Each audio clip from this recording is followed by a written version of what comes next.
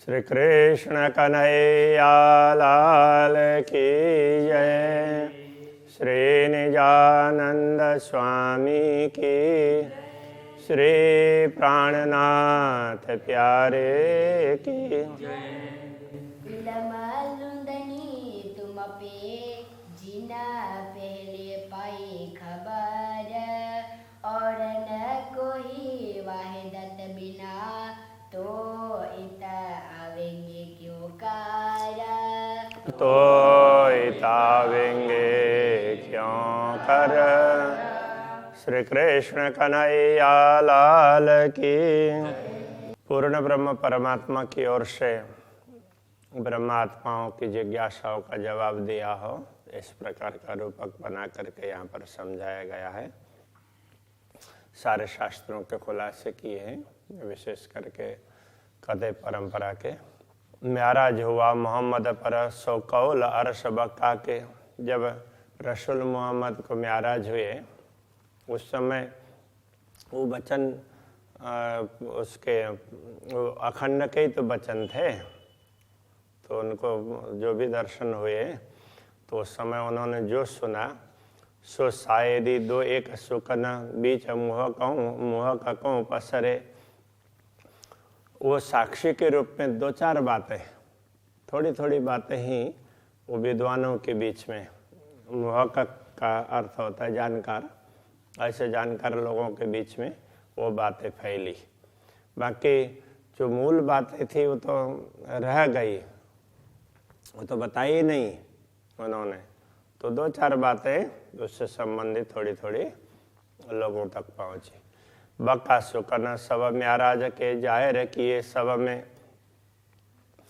तो उस समय के जो बातें हैं खुदा ने मोहम्मद को बताई थी, तो वो प्रसंग तो सब में जाहिर कर दिया, किंतु बातें थोड़ी थी। अब इस समय सब कुछ वो बातें स्पष्ट हो गई है, जाहिर कर दिया सब में। सब अरस बका मुख बोलई और सुकन ना किरो से। अभी जो ब्रह्मात्माओं का समूह है वो सभी अखंड धाम की बातें करती है, उनसे दुनिया की बातें होती नहीं है, दूसरी बातें ही नहीं होती। सो खासी गिरो मोहम्मद की तामे ये बात हो तनिश दिन। रसूल मोहम्मद ने जिनको खास गिरोह, खास समूह ऐसा कहा था, वो ब्रह्मात्माओं का समुदाय ही है। तो उनमें यही बात होती है, रात दिन उनसे दूसरी कोई बात नहीं होती है। मुख छोटे बड़े या ही सुकन और बोले न या बिन। छोटे हों बड़े हों कोई भी व्यक्ति हो, वो सब यही बात करेंगे, परमधाम की बात करेंगे, दूसरी कोई बात नहीं करेंगे। बक्का शब्द सब मुख के, बक्का शब्द मुख सब के, सो इल्म सब में गया पसर। सभी अखंड की बात कर रहे हैं, ऐसा लगता है कि ब्रह्म ज्ञान सब में फैल गया है।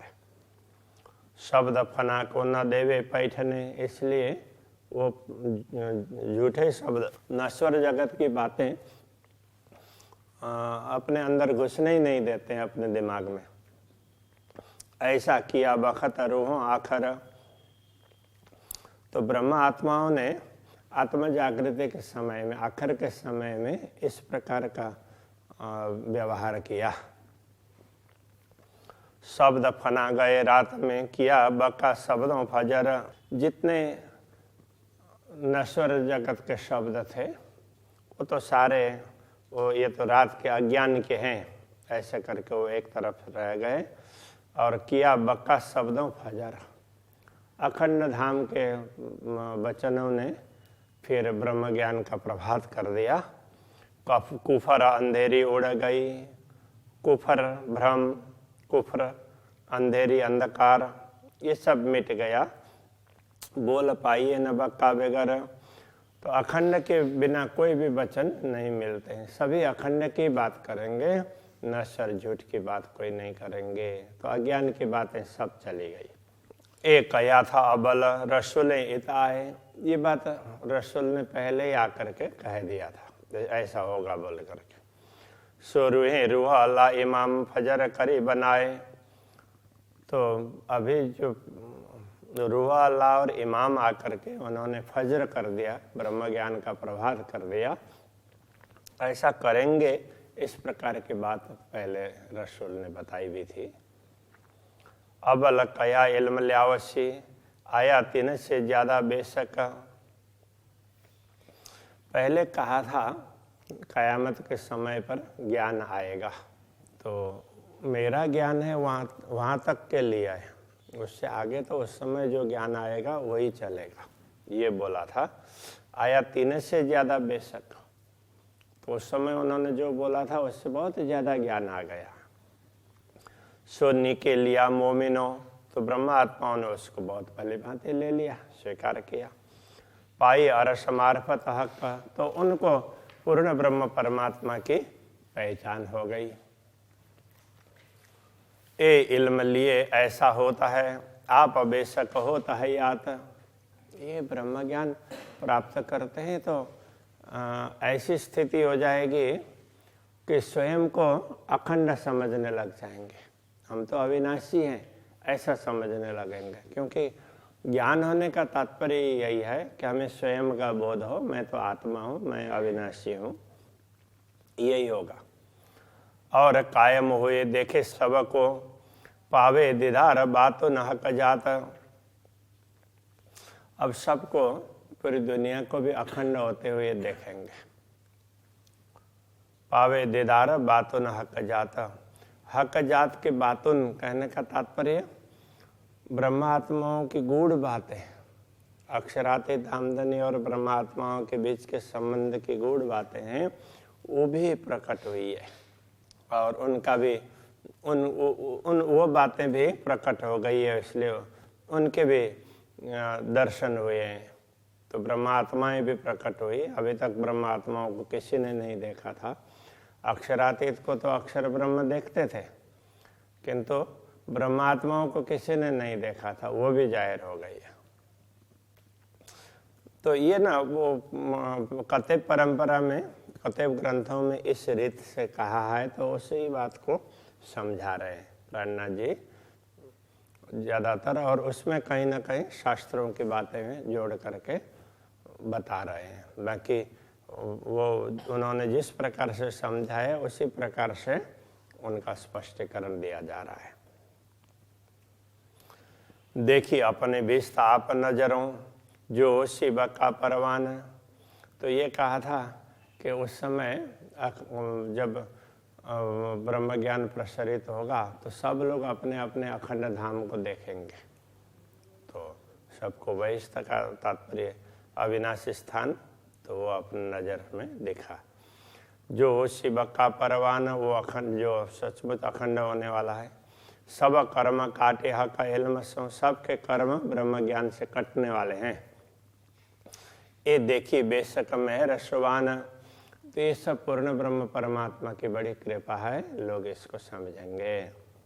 हक तरफ जाने नूर अक्षर, और दूजा न जाने कोई। परम पूर्ण ब्रह्म परमात्मा की दिशा, उसको तो अक्षर ब्रह्म जानते हैं, और बाकी कोई उनके विषय में जानता ही नहीं है। पर बातों न सुदती न को नहीं, हक इल्म देखावे सोए। किंतु सूक्ष्म बातें, पूर्ण ब्रह्म परमात्मा की कुछ गूढ़ बातें हैं, तो उसको तो वो भी नहीं जानते। अब ये ब्रह्म ज्ञान है, उस बात को समझाता है। यहाँ कहने का तात्पर्य है उनकी लीला, अंतरंग लीलाएं। कई सुख कायम इन इल्म के, आवे न माए हिसाब इस ब्रह्म ज्ञान के। इतने अपार सुख हैं, ये कोई, इनका कोई पारावार ही नहीं है। हक सुराई बका खिलवत में, ए इल्म पिलावे शराब। तो ये अखंड की सुराई से, तो वो सुराई तो मतलब प्रेम का पात्र, तो वो अखंड पात्र है, अक्षय पात्र है, कभी मिटने वाला नहीं। उससे तो वो प्रेम पिलाते रहते हैं, और वो अनुभव, वो समझ ज्ञान ने दिया है। ए इल्म पिलावे शराब, ये ज्ञान ब्रह्म ज्ञान है, ये वो प्रेम सुधा का पान करवा रहा है।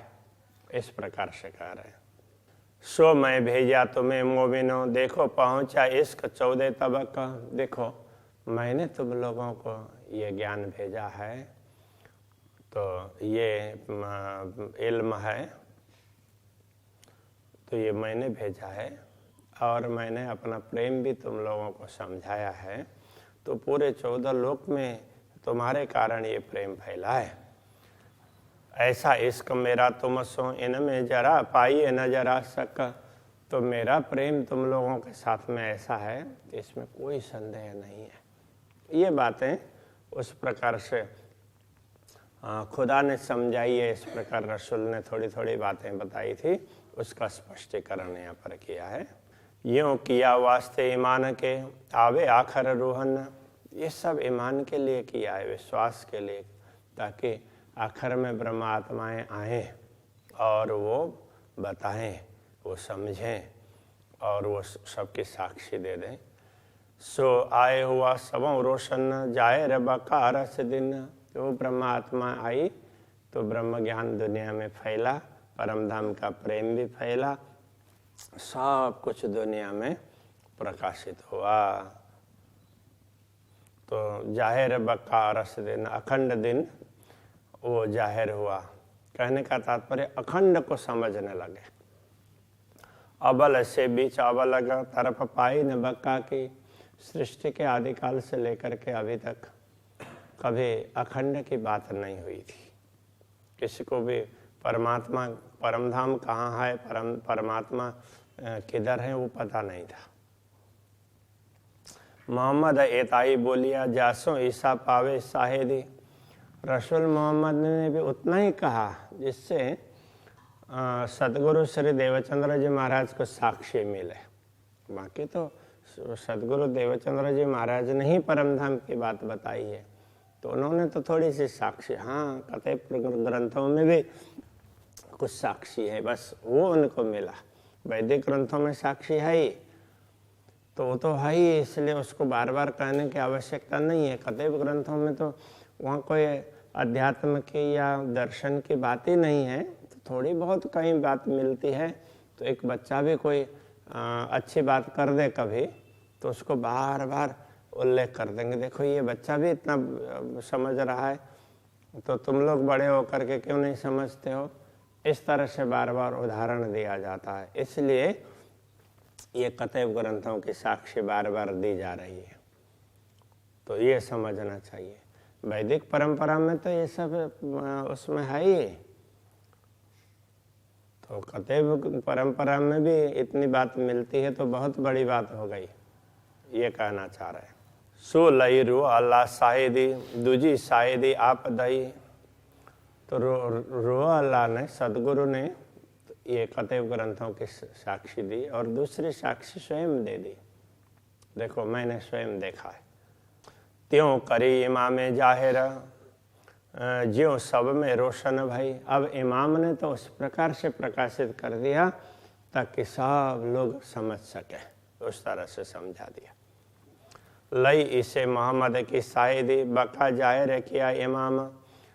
ईशा ने, ईशा रोह अल्लाह कहने से सदगुरु ने रसूल वगैरह, केवल रसूल की ही नहीं है, परमात्मा का संदेश देने वाले जो भी लोग हुए उनकी साक्षी दी और उन बात का स्पष्टीकरण करके अखंड का बोध करवाने का कार्य फिर इमाम ने किया। तो ईशा का दूसरा जामा, मतलब दूसरा शरीर, दूसरा रूप।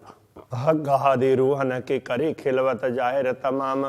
उन्होंने पूर्ण ब्रह्म परमात्मा श्री श्यामा जी और ब्रह्म आत्माएं, तो उन सब के अंतरंग लीला की बातें स्पष्ट कर दी। इन आखिर दिनों इमाम बानी बोले न बक्का बिन। अब इन आखिरी दिनों में, कयामत के समय में, इमाम अखंड की बात करते हैं, दुनिया की बात ही नहीं करते हैं। सो सिरले सुकन गिरोह ने कायम किए सवन। तो उनके वचनों को समझ करके ब्रह्म आत्माओं ने फिर पूरी दुनिया को कायम कर दिया। कहने का तात्पर्य यही वचन लेकर के, यही ब्रह्म ज्ञान लेकर के ब्रह्म आत्माओं के द्वारा सब लोगों को मुक्ति स्थल का सुख प्राप्त होगा, ज्ञान भी प्राप्त होगा। दुनिया 14 तबक के दिए इल्म मुर्दे उठाए। 14 तबक की ये दुनिया है, तो वो मुर्दे की तरह से अचेत पड़ी थी। तो इस ब्रह्म ज्ञान ने उन सबको जागृत कर दिया। वो मुर्दा उठाना है। ताए मौत न होवे कबहू, उनको कभी मौत नहीं होगी उनकी, अब वो अखंड हो जाएंगे। लिए बक्का मीने बैठाए, उनको तो अखंड में बैठा देंगे। अब उनको जन्म मृत्यु के चक्र में आने की आवश्यकता नहीं पड़ेगी। ये तो ब्रह्मात्माएं रहेंगी तब तक की बात है। बढ़ाई इन इल्म की, क्यों इन मुख करो सिफत। तो ये इस ब्रह्म ज्ञान की महिमा है, तो इस मुंह से उसकी क्या सिफत करे, महिमा क्या गाए। सो आया तुम में मोमिनो, जाको शब्द न कोई पहुँचा। तो वो ब्रह्म ज्ञान तुम्हारे बीच में अवतरित हुआ है ब्रह्मात्माओं, जिसकी कोई बढ़ाई नहीं हो सकती है। और शराब मेरी सुराई का, सो राख्या था मोहर कर। तो अब ये परमात्मा की ओर से कह रहे हैं कि मेरी सुराई का, शराब का तात्पर्य मेरा प्रेम का प्याला, मेरे हृदय का प्रेम है, वो अभी तक प्रकट नहीं हुआ था, वो सीलबंद था। सो खोलने बहुतों किया, पर क्यों खोले कबूतर।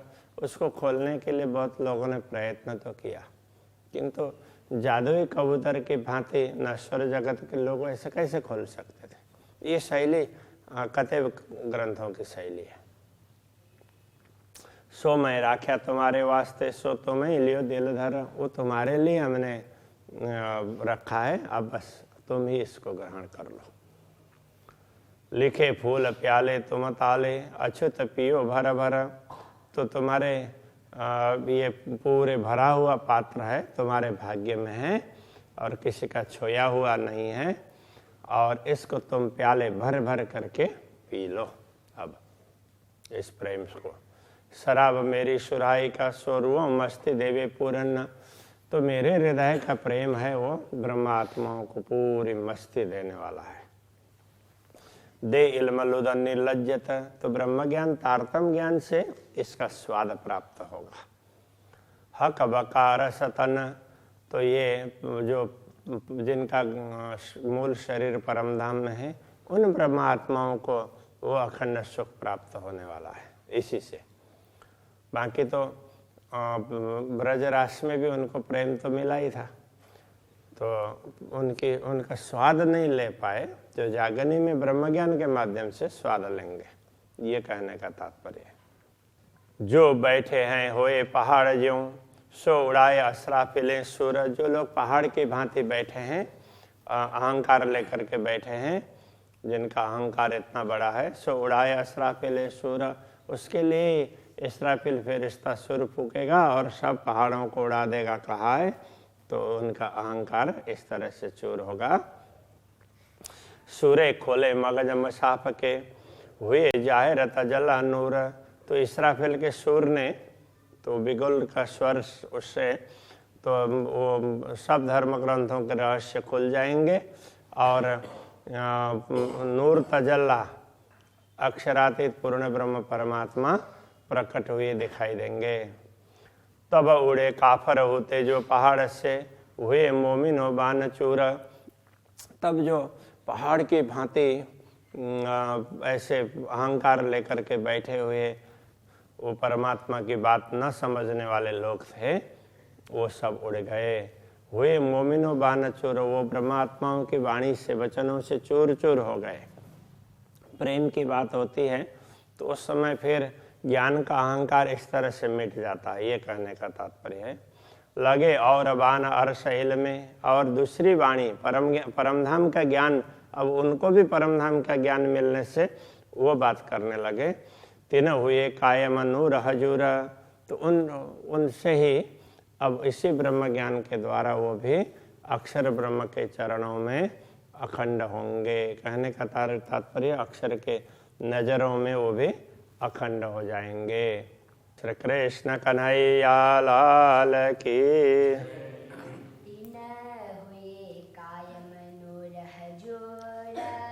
तीन हुए कायम नूर हजूर।